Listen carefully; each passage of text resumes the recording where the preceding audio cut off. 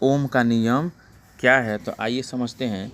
ओम जो है, ओम का नाम जर्मनी वैज्ञानिक जॉर्ज साइमन ओम के द्वारा दिया गया था। इस नियम को जॉर्ज साइमन ओम वैज्ञानिक द्वारा दिया गया था, जिस नियम के अनुसार यदि किसी चालक का तापमान स्थिर रखा जाए, यदि किसी चालक का तापमान स्थिर रखा जाए तो चालक के सिरों के बीच उत्पन्न विभवांतर भी चालक में प्रवाहित धारा I के समानुपाती होता है।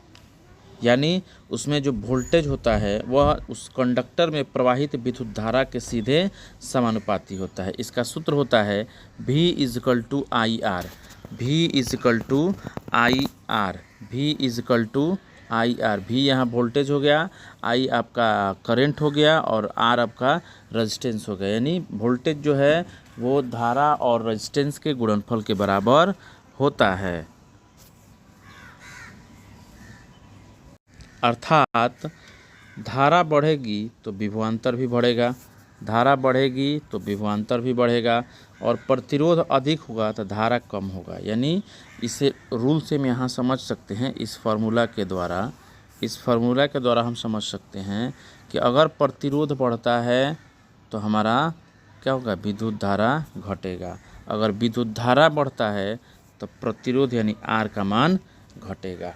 R का मान क्या होगा, घटेगा। ओम क्या है, तो यदि किसी चालक में 1 वोल्ट विभवांतर लगाने पर 1 एम्पीयर धारा प्रवाहित होती है तो उसको हम प्रतिरोध 1 ओम कहलाता है। उस प्रतिरोध को 1 ओम कहेंगे। कितना कहेंगे, 1 ओम।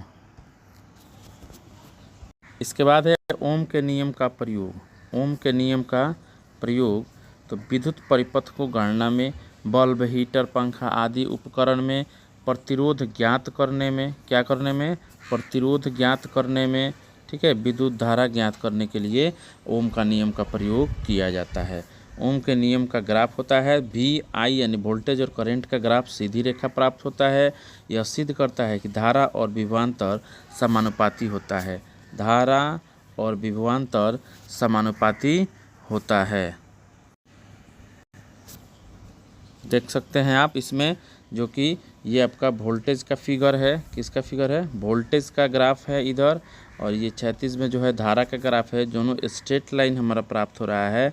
इससे यह सिद्ध हो रहा है कि ओम का नियम का जो ग्राफ है एक सीधी रेखा प्राप्त हो रहा है, और यह धारा और विभवांतर के समानुपाती को दर्शा रहा है।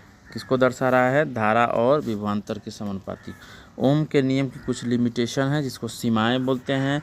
यह तापमान स्थिर पर होना चाहिए, यानी तापमान स्थिर पर ही, तापमान को स्थिर रखने पर ही कार्य करता है।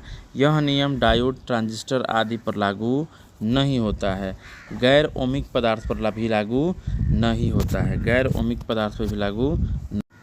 इसके कुछ महत्वपूर्ण तथ्य हैं, जैसे ओम का मात्रक प्रतिरोध होता है, धारा का मात्रक एम्पियर होता है, विभवांतर का मात्रक वोल्ट होता है। निष्कर्ष में आएंगे लास्ट में कि ओम का नियम विद्युत विज्ञान की वह महत्वपूर्ण नियम है जो धारा, विभवांतर और प्रतिरोध के बीच संबंध बताता है। यह विद्युत परिपथ को समझाने का आधार है। यह विद्युत परिपथों को समझने का आधार है। इस प्रकार आशा करते हैं कि आप ओम के नियम को अच्छी तरह से समझ गए होंगे। अगर वीडियो अच्छी लगी हो तो दोस्तों के साथ शेयर करें, लाइक करें, चैनल को सब्सक्राइब करें।